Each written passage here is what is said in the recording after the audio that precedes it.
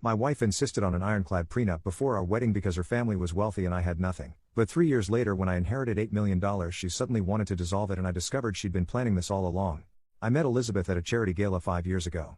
I was there representing the nonprofit where I worked as a program coordinator, and she was there with her family, who were major donors. Her father owned a chain of luxury hotels across the country, and her mother came from old money. Elizabeth had grown up with private schools, country clubs, and summer homes in the Hamptons. I came from a completely different background. My parents were middle class, hard-working people who had given me a good education but no trust fund or family business to inherit. I worked my way through college with scholarships and part-time jobs, and I was proud of building my career in the nonprofit sector even though it didn't pay much. Elizabeth and I hit it off immediately at that gala. She seemed different from what I expected of someone from her background. She was down to earth, funny, and genuinely interested in the work I did helping underprivileged communities. We exchanged numbers and started dating soon after. The first year of our relationship was wonderful. Elizabeth never made me feel inferior because of the income gap between us. She paid for expensive dinners and trips without making it awkward, and I contributed what I could. Her parents were polite but clearly skeptical of me. I could tell they wondered what their daughter saw in a nonprofit worker who made $40,000 a year. When I proposed after 2 years of dating, Elizabeth said yes immediately.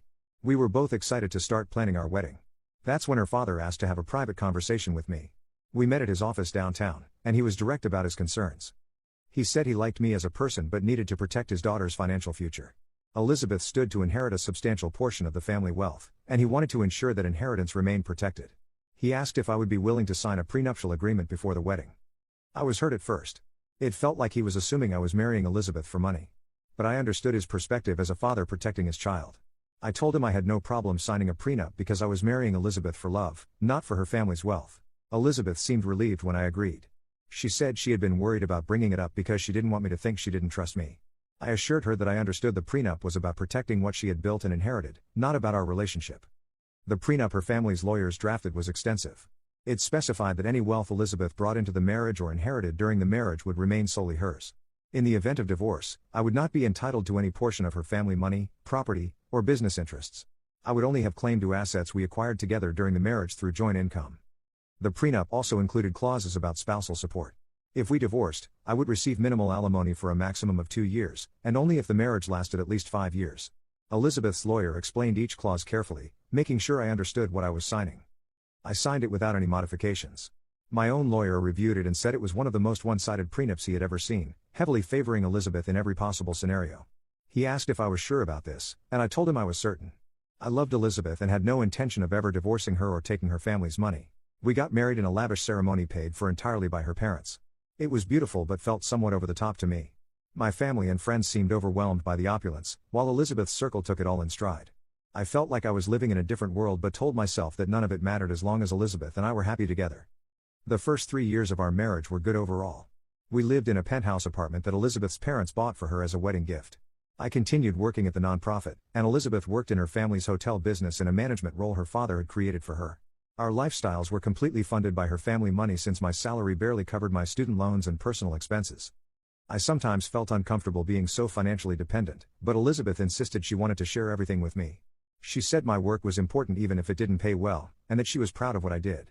Her parents were less supportive, occasionally making comments about when I might consider a more lucrative career path. 3 months ago, everything changed when I received an unexpected phone call from a lawyer in Seattle. He informed me that my uncle Richard had passed away and had named me as the primary beneficiary in his will. I was shocked because I had barely known Uncle Richard. He was my father's older brother who had moved to Seattle decades ago, and we had only met a handful of times at family gatherings. The lawyer explained that Uncle Richard had been a successful real estate developer who had never married or had children. He had built a substantial fortune through commercial property investments. Since he had no immediate family, he had left the bulk of his estate to me, his only nephew. The inheritance totaled just over $8 million, including liquid assets, property holdings, and investment accounts. I was stunned. I had gone from making $40,000 a year to being independently wealthy overnight. The lawyer said there were some legal processes to complete, but the inheritance would be transferred to me within a few months. I went home that evening in a daze and told Elizabeth the news. Her reaction was enthusiastic and excited. She hugged me and said she was so happy for me and that this was amazing. We celebrated with expensive champagne from her parents' collection, and she immediately started talking about all the things we could do with the money. Over the next few weeks, as the reality of the inheritance set in, I noticed Elizabeth's behavior changing. She became very interested in the details of my inheritance, asking questions about how the money was structured, what properties I now owned, and how I planned to manage everything. She suggested we should meet with her family's financial advisors to properly invest and protect my new wealth. She talked about properties we should buy together and investments we should make. Everything was suddenly about we and our money in a way it never had been when it was just her family's wealth. Then, 2 months ago, Elizabeth brought up something that caught me completely off guard. We were having dinner at home when she said she had been thinking a lot about our prenuptial agreement. She said that when we signed it, the circumstances were completely different. Back then, she had been the one with family wealth and I had nothing. Now things had changed, and she thought the prenup no longer reflected our reality as equal partners. Elizabeth suggested we should dissolve the prenup and combine all our assets as a true married couple should. She said keeping our finances separated by the prenup seemed cold and untrusting now that we were both financially secure. She wanted us to build our future together as full partners without legal documents dividing what was hers and what was mine. I was surprised by this suggestion. I asked her why it mattered since we weren't planning to divorce. Elizabeth said it was about principle and showing our commitment to each other. She claimed that having the prenup hanging over our marriage made her feel like we weren't truly unified. I told her I needed time to think about it. Dissolving the prenup would mean that my inheritance would become marital property, and Elizabeth would have claimed to half of it in the event of a divorce. It would also mean I would have claimed to her family wealth, though I had never wanted that. Elizabeth became increasingly insistent over the following weeks. She brought it up constantly, saying that my hesitation showed I didn't fully trust her or our marriage. She argued that she had been willing to share everything with me from the beginning, and now I was being selfish by wanting to keep my inheritance separate. Her parents surprisingly supported her position. They invited me to dinner and explained that they thought dissolving the prenup was the right thing to do now that I had my own wealth.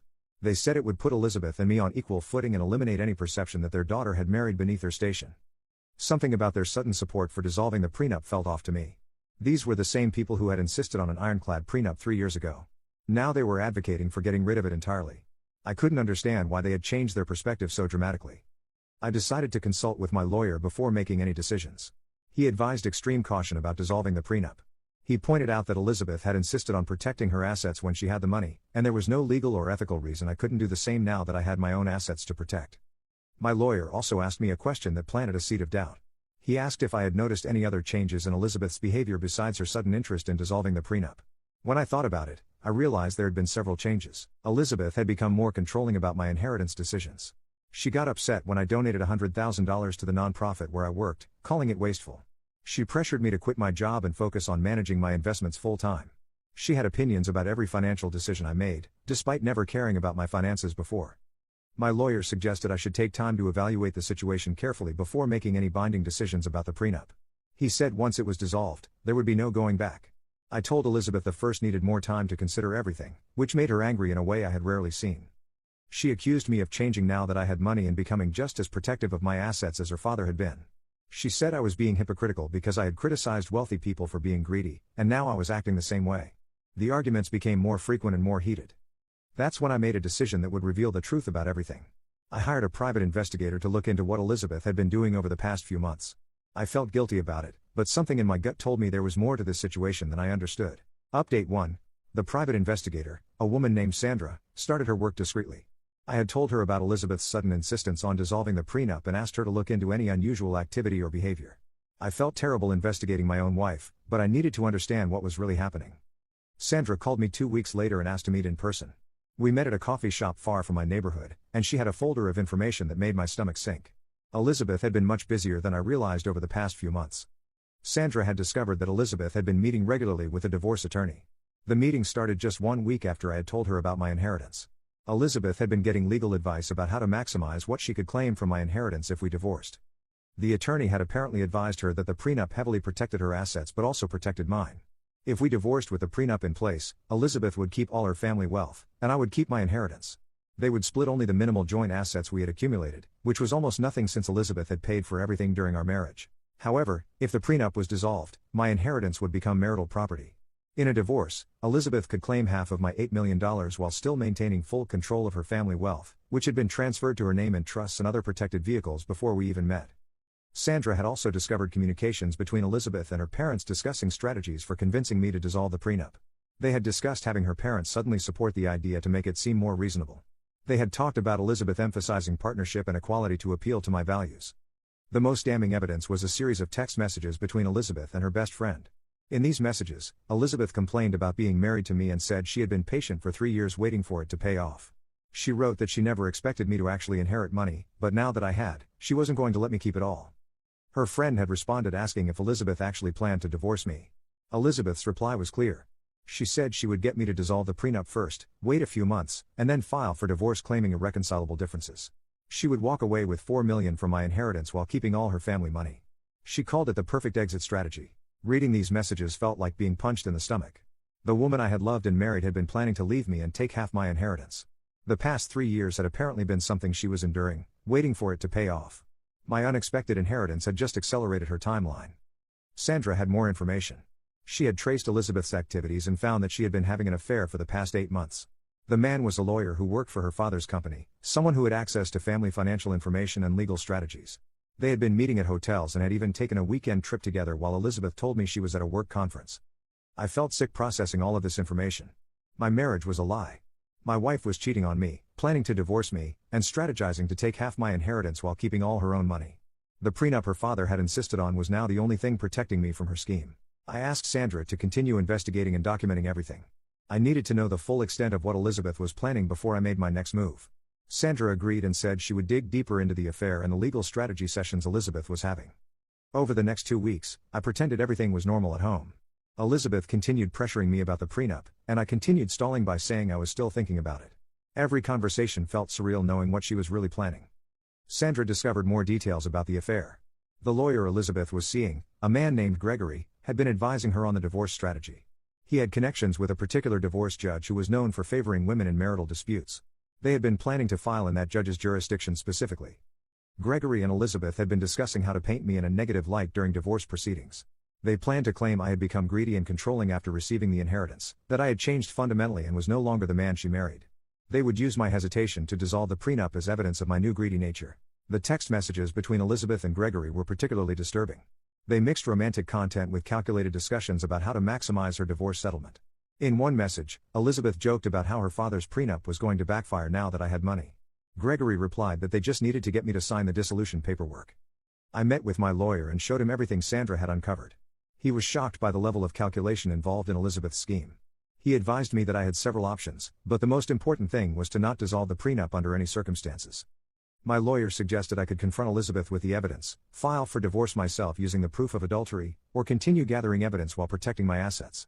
He said the prenup was my best protection, and with evidence of her affair, I had strong grounds for divorce that would favor me.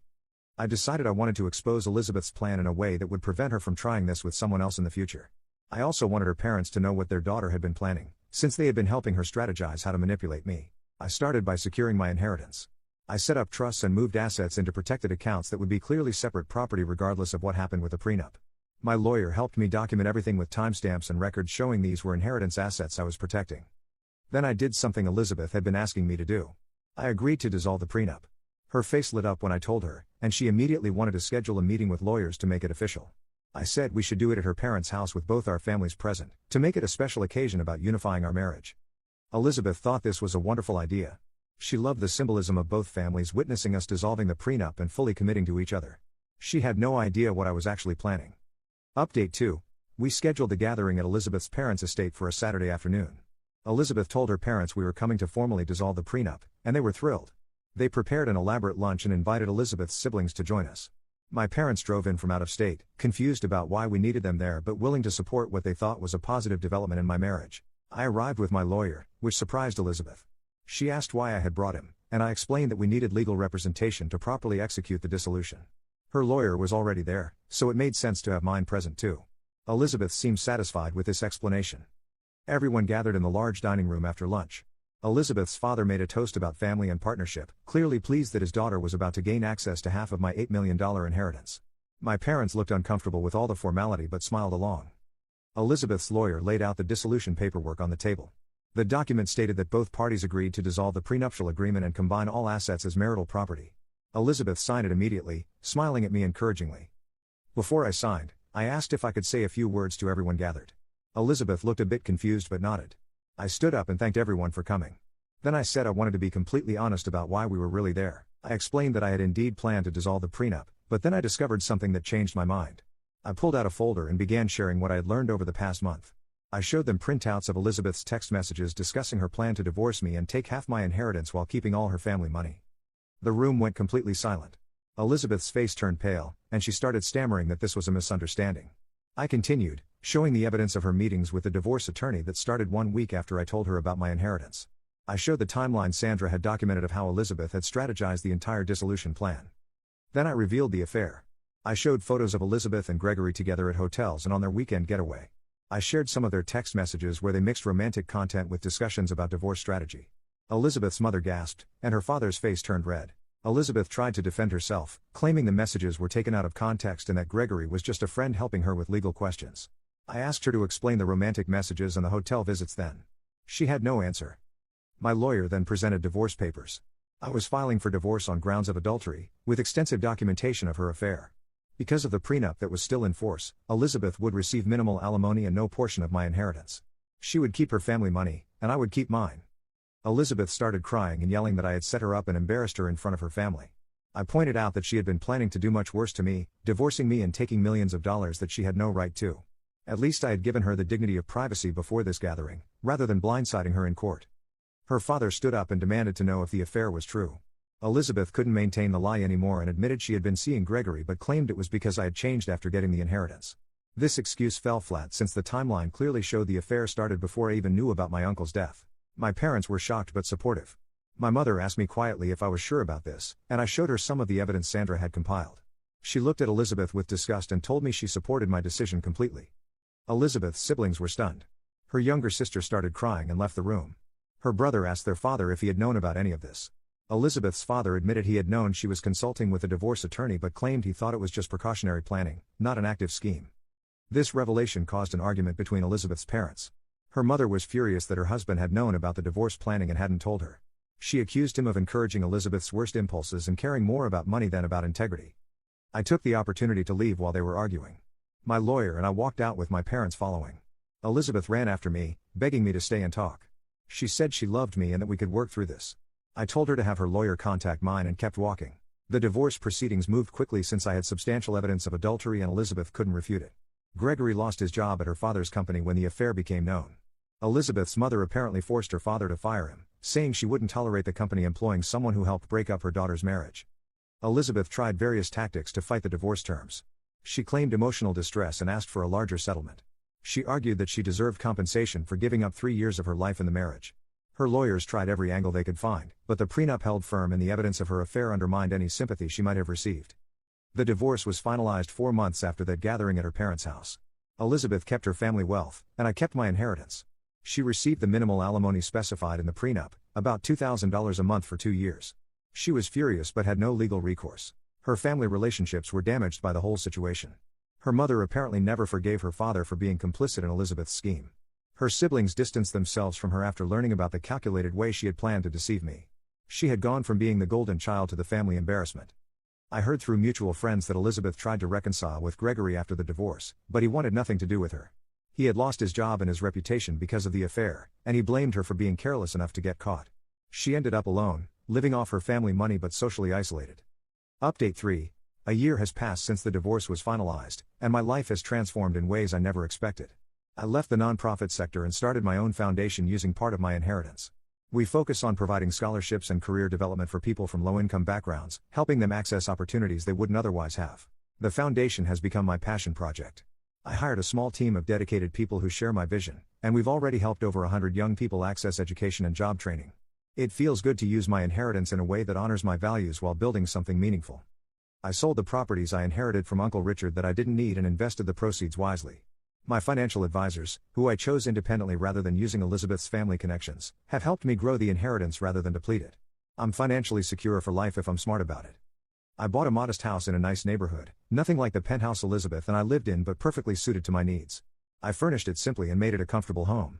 Not having to maintain appearances for Elizabeth's social circle has been liberating. My relationship with my parents has strengthened.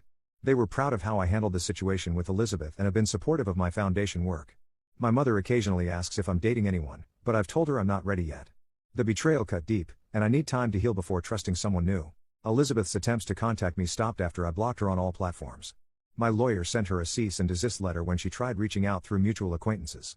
The message was clear: I wanted nothing to do with her, and any continued contact would be considered harassment. I ran into one of her former friends about 6 months ago who told me Elizabeth had been struggling socially. Apparently, word had spread about what she tried to do, and people in her social circle viewed her differently. She had tried dating but found it difficult because men who knew her story were wary of her intentions.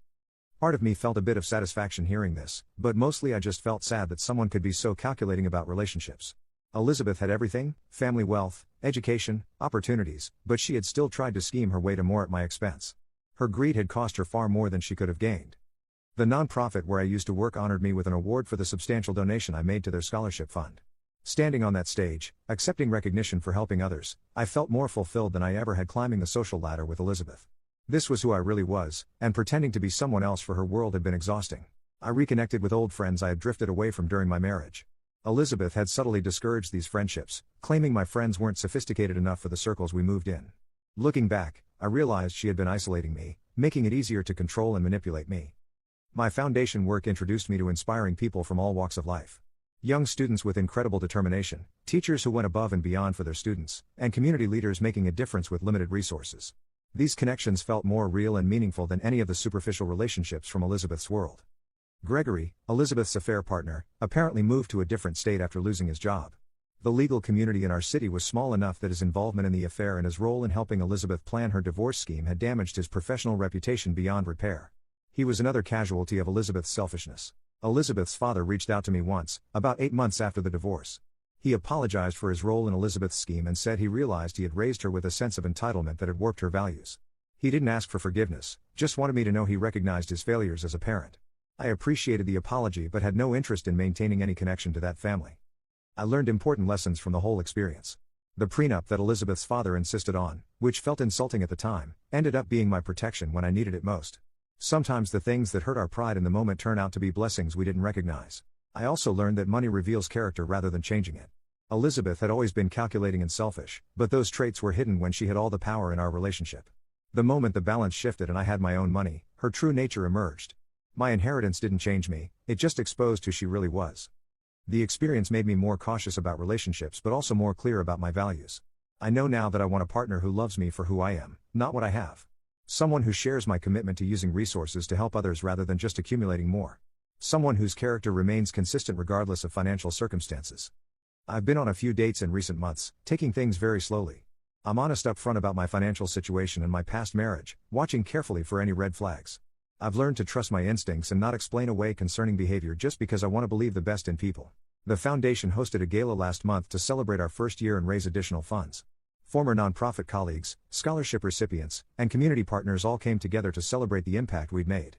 Standing in that room surrounded by people dedicated to making a difference, I felt grateful for how my life had turned out. Several people asked about my ex-wife, having heard rumors about our dramatic divorce. I kept my responses brief and professional, saying we had grown apart and wanted different things from life. There was no point in publicly trashing Elizabeth, she had done enough damage to her own reputation without my help. I think about Uncle Richard sometimes, the uncle I barely knew who left me this inheritance. I wonder if he struggled with similar issues of trust and authenticity in relationships. Maybe that's why he never married, why he focused on building his business rather than building a family. I like to think he would approve of how I'm using his money. The prenup that protected me is now a reminder that legal protections aren't cynical or unromantic, they're practical safeguards that allow relationships to be about love rather than money. If someone truly loves you, they won't object to protecting each partner's assets. Elizabeth's willingness to sign the prenup when it protected her, but her insistence on dissolving it when it protected me, showed exactly why such agreements exist. I'm rebuilding my life on my own terms now. Not trying to fit into someone else's world or live up to someone else's expectations. Just being authentically myself, using my resources to make a positive impact, and surrounding myself with genuine people. Elizabeth tried to take advantage of me, but instead, she lost everything that mattered while I gained clarity about what I truly value.